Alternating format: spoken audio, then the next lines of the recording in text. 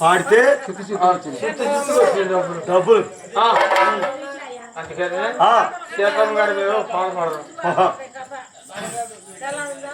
ఊరికే మంచమ్మ పేరుకే గొప్పమ్మ, ఊరికే మంచమ్మ పేరుకే గొప్పమ్మ, చనిపోతివో సీతమ్మ నువ్వే చనిపోతివో.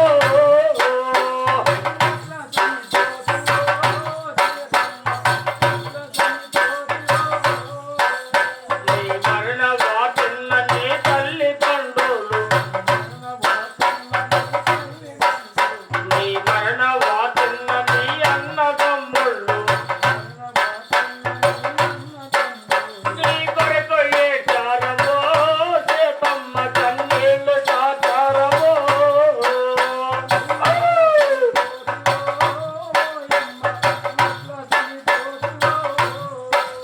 నీ మరణ వాటిల్ల కొడుకులు కూతుళ్ళు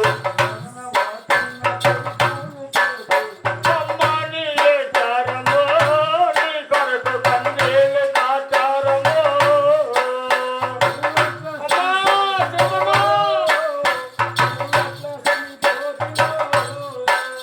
నీ మరణ వాటిల్ల అల్లుళ్ళు కోడళ్ళు అత్తమ్మని ఏచిరి, నీ కొరకు కన్నీళ్ళు చాచారమో.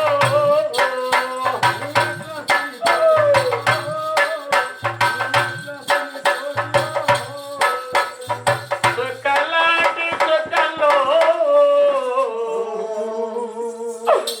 లక్షలాది సుఖంలో నువ్వే సుఖమైనావు మాయమ్మ సీతమ్మ.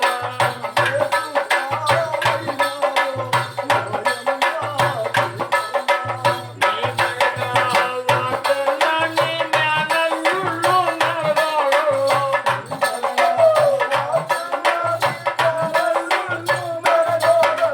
జ్ఞానపాని వేసి కన్నీరే కాచారా.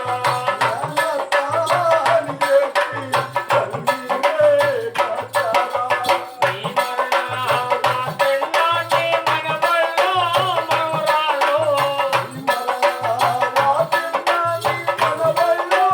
మనవరాళ్ళు, అమ్మమ్మంటూ ఏడ్చారు, నాయనమ్మంటూ ఏడ్చారు.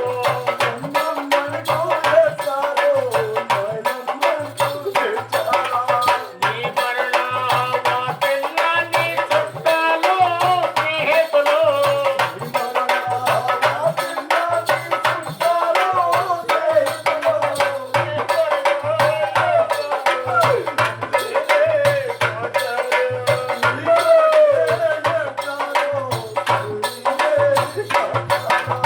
నీ మరణ వాటిల్ల ఈ గ్రామస్తులు అన్నారు,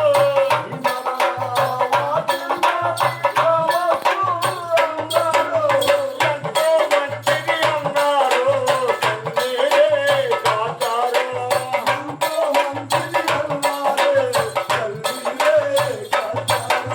నువ్వెట్లా చనిపోతివో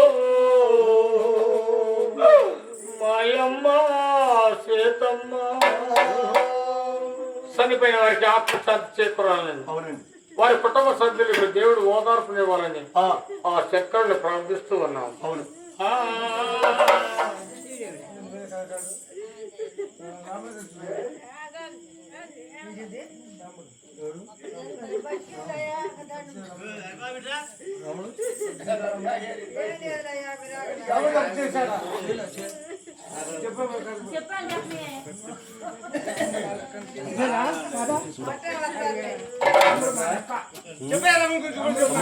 పెద్దవాడు కృష్ణయ్య గారు అక్కడ తలచుకొని తమ్ముడు గారు, మీ తమ్ముడు కృష్ణయ్య, మీ తమ్ముడు కృష్ణయ్య ఎవడ ఈ రోజు అక్కయ్య అని పలికినాడు.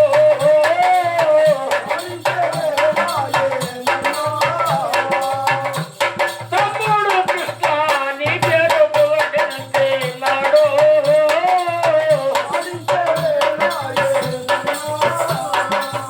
రోజుగా అక్క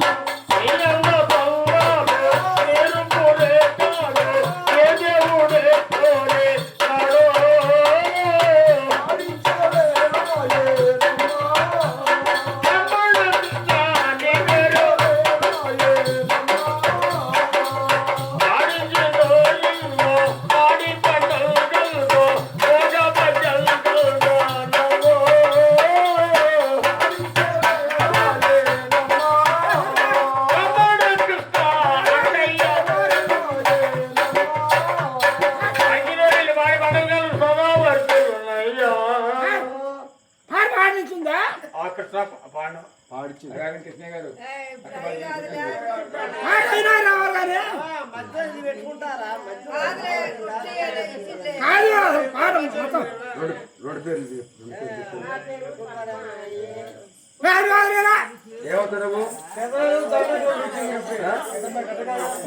పేరేంటి ఏమైతే చనిపోయినా ఇప్పుడు వదిలివే సరమ్మా వదిలి గారు సరమ్మ గారు చేతమ్మ గారు ఆత్మశాంతి కొరకు అయ్యా మరి 50 రూపాయలు ఇచ్చి వదిలి గారు సరమ్మ గారు ఆడబిడ్డ ఆత్మశాంతి కొరకు 50 రూపాయలు ఇచ్చి వదిలమ్మా చేతమ్మా తోడుగా మాతో ఉండి నేనగా మాతో ఉండి తోడుగా మాతో ఉండి వెళ్ళి రావా అడుగంగా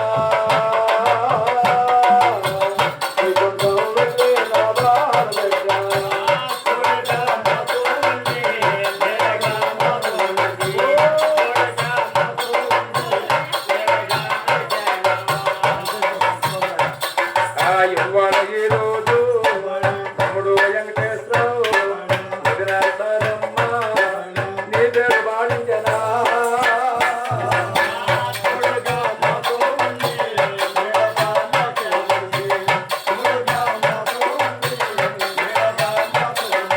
అరింటి బట్టతోటి అరిగింటి గప్పతోటి అరుగులు ఎత్తుకొని అరుగులు మొత్తుకుంటూ ఎప్పుడు వెళ్ళం కాడా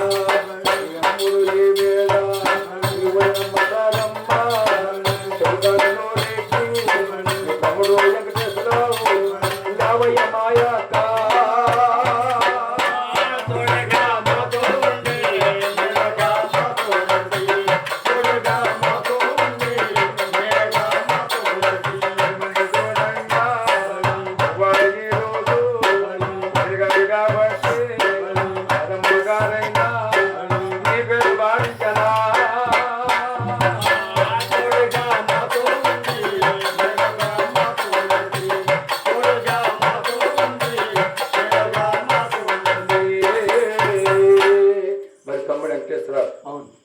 సరమ్మ గారు అమ్మా ఇదిగో వెళ్ళిపోయావా సీతమ్మ ఇదిగో నీ రుణం తెచ్చుకుంటావా ఆఖరిసారిగా ఇదిగో మళ్ళీ సమయం రాదు నీ ఆత్మకు శాంతి కలగాలన్నదే బాధ్యత అని మరి వెంకటేశ్వరరావు గారు అయ్యా మరి సరమ్మ గారు అలాగే తమ్ముడు మరి ముగ్గురు గురించారు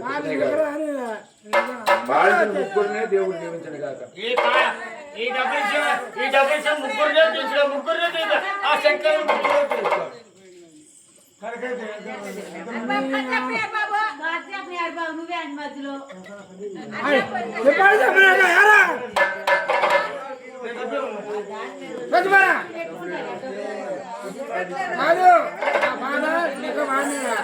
ఆ సరమ్మ మధ్యలో వచ్చి దొరపడదు మళ్ళీ పాడతాను మళ్ళీ పాడదాం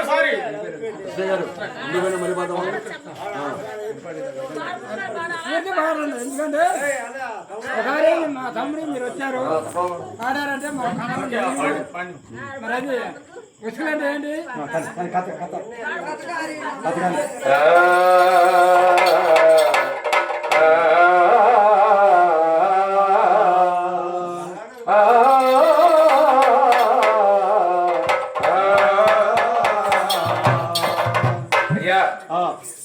ఆ పురుషోద్దేశం చూశారండి పదిహేను కటకం చేతబట్టి ఎప్పుడైతే నారదుడు వెళ్ళాడో జాయి శంకర్ అన్నదండి మళ్ళీ 15 కటకం వచ్చింది ఎప్పుడైతే వెంట పడ్డాడు అంతటా నారదుడు చూశారండి పరిగెత్తుకొని ఇంద్ర ప్రతాపపురానికి వెళ్ళాడు అక్కడ ఉన్నారు పాండవులు అందగాడు పాండవ మధ్యముడు అయ్యా ఎక్కడికి నిల్లురోడు ధనురాజు దగ్గరికి వెళ్ళా అర్జున్ దగ్గరికి వెళ్ళి ఏమంటాడో అర్జున నీకు ఎట్ట నిద్ర పడుతుందయ్యా ఈ దగ్గరలో ఉన్న పురుషోద్దేశి అట అయ్యయ్యో ఆ మందానికి నీ అందానికి తగైంది ఆమె అందమే అందం నీ అందమే అందం అందం అంతా నా సొమ్ము ఏంటయ్యా అందం అంతా నా సొమ్ము కాకపోతే ఒక కనుడిమ్ము అప్పుడు అర్జునుడు అయ్యి అన్నాడట ఒక్క ఆడది కత్తి తీసుకొని మగవారి కనికర ఖండిస్తుందా ఆమె గర్వాన్ని అంటకపోతే నా పేరు అది మానవ మధ్యముడు అధ్యయుడు కాదని అన్నగారి దగ్గరికి వెళ్ళి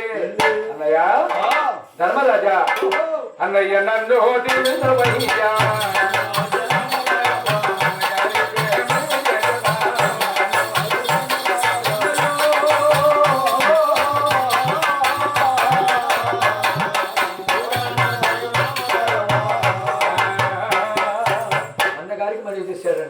అన్నగారికి మనవి చేసి అన్నయ్య చూసారా ఎక్కడ మనం పాండవులు యుద్ధం చేసి నీళ్ళు తీరు ఉండగా అవును ఒక్క ఆడ పురుషుల యొక్క చేతులు ఖండిస్తుందంటే ఇది సామాన్యమైన పని కాదు. అన్నయ్య నన్ను దీవిస్తే ఆమెను ఒడిచిపట్టి ఆమె వివాహం ఆడి ఆమె గర్వం నచ్చకపోతే నా పేరు అర్జునుడే కాదు పాండవ మధ్యముడు అర్జునుడే కాదు అని శపథం చేసి అన్నయ్య నన్ను దీవిస్తే ఆమె గర్వం నడుస్తానన్నాడండి. గర్వం నడుస్తానండి. తమ్ముడు చూడు పురుషులు చేసినట్టే మామూలు కాదు. జాయ శంకరానికంటే కవిరాజునికి కడుపులు చేసుకొస్తుంది. మగవారేమి మగవారంటే చూసారండి పురుషులు కనపడితే కరకర కరకర కడపలు కోటేస్తుంది. అతి జాగ్రత్త అయ్యా అతి జాగ్రత్త వెళ్ళినా మంచి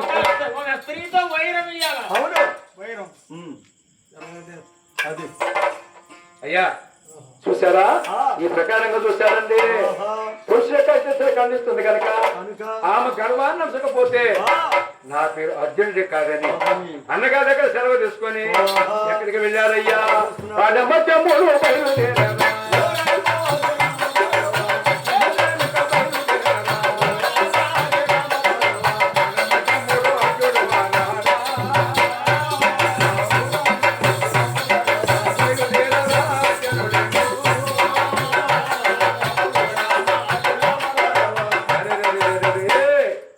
చూశాడండి ప్రయాణమే వెళ్తున్నాడు.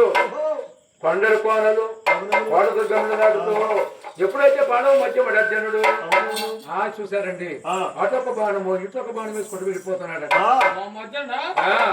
వెళ్ళిపోతుంటే అరణ్య మార్గానికి రాగానే అయ్యా ఒక గృహము దాకా శరభి శార్దూరం ఆ శరభి శార్దూరం బయటకు వచ్చి అరే ఎవర్రా నీవు నీకెన్నుకుండెర్రా నా కుటీరము మనకు వచ్చి నీవు రా నీవు ఎక్కడి నుంచో అటు పరీక్ష చేస్తావా అని శరభి శాస్త్రం బయటకు వచ్చి చూసారండి అర్జునుడి పైన యుద్ధం చేస్తూ ఉంటే అర్జునుడు శరభి శాస్త్రం యుద్ధం చేస్తుంటే అదిగో ఘోర ఘోర యుద్ధం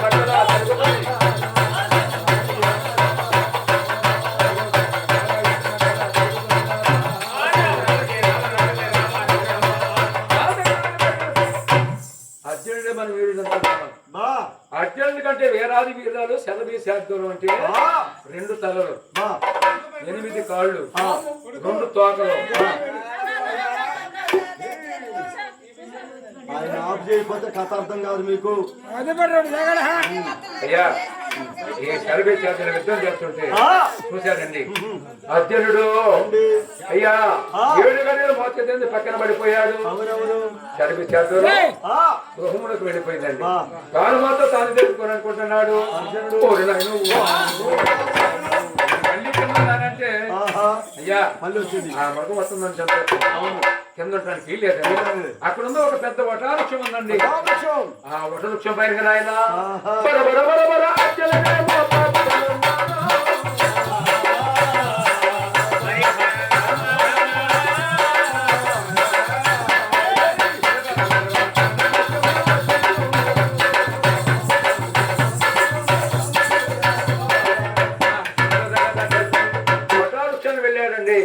వటవృక్షంకి ఎవరైనా చూపుతారేమని గుబుర్లో కూర్చుంటారు.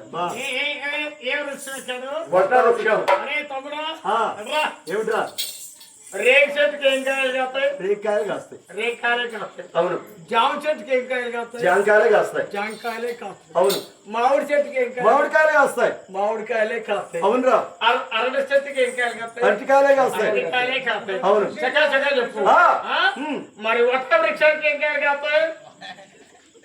అరే ఆ కాయలే కాస్తాయి. ఇప్పుడు ఇన్ని కాయలు చెప్పిండు. వట్ట వృక్షానికి ఏం కాయలు కాస్తాయి? ఇన్ని కాయలు తగ్గ చెప్పింది. అరే నువ్వు వాళ్ళని ఏదో దారి మళ్ళించడానికి చేస్తున్నావు కానీ వటవృక్షం అంటే అసలు ఏమిటో తెలుసా నీకు? మర్రి చెట్టే. మర్రి చెట్టునే వటవృక్షం అంటారంటే దాన్ని శాఖోపశాఖలుగా విస్తరించుంటది కాబట్టి దాన్ని వటావృక్షం అంటారు. అంటారులే. ఆ, మరి ఇప్పుడు రేగు చెట్టు రేగాలు కాస్తాయి. కాస్తాయి. జామ చెట్టు జాంకాయలు కాస్తాయి. వటవృక్షానికి ఏగాలు కాస్తాయి. మా ఈ గోలేంద్రా నాయన.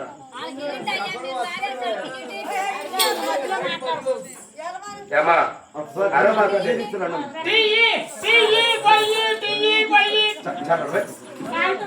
తీయాకున్నా మరి పొయ్యేందురా? టీ కోసం. అవునా? అమ్మా నీళ్ళు చేసి తొందర పోతున్నా. ఈ లోపల నీళ్ళు పారబోసి వస్తాం. జబ్బుకొని వస్తాం. నీళ్ళు పారబోసి